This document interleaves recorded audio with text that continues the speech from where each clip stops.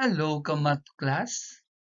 Welcome back sa isa na namang pagtuklas ng aralin sa mathematics. And this time, let us try to discover this. What is integers? Are you familiar with this? Let's start working with integers with this statement. Integers are the collection of whole numbers and negative numbers. Where is positive numbers? Let us study the family of integers for us to identify where is positive numbers. Here are the family of integers, or the classification of integers. Let's begin.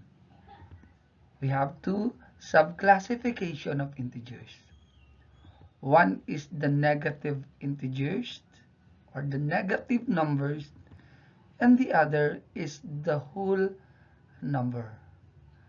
Under that whole number, we have also two sub-classification, and that is the zero and the natural numbers. Let us try to work on with an example. With the negative numbers, we have negative 5, negative 4, negative 3, negative 2, negative 1. And obviously, with this whole number, talking of 0, the example is 0.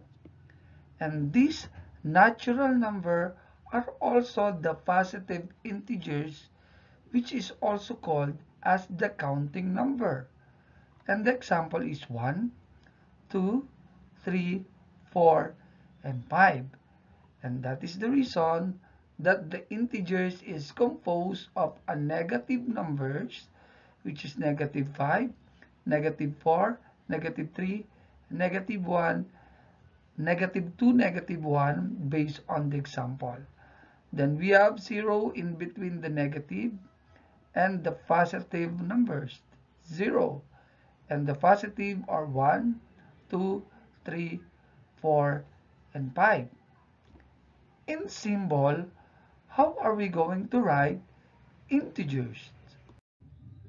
The symbol of integers is this, which is denoted by Z. This one. Talking of the negative integers, we have this in symbol. Z negative, or the negative integers. Examples, negative 5, negative 4, negative 3, negative 2, negative 1.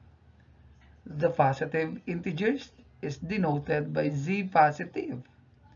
Example, 1, 2, 3, 4, 5.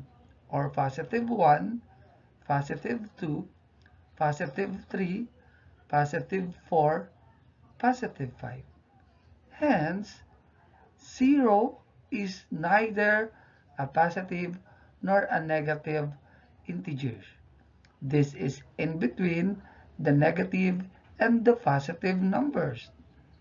Hence, integers is denoted by Z, and the example are negative 5, negative 4, negative 3, negative 2, negative 1, 0, 1, 2, 3, 4, and 5.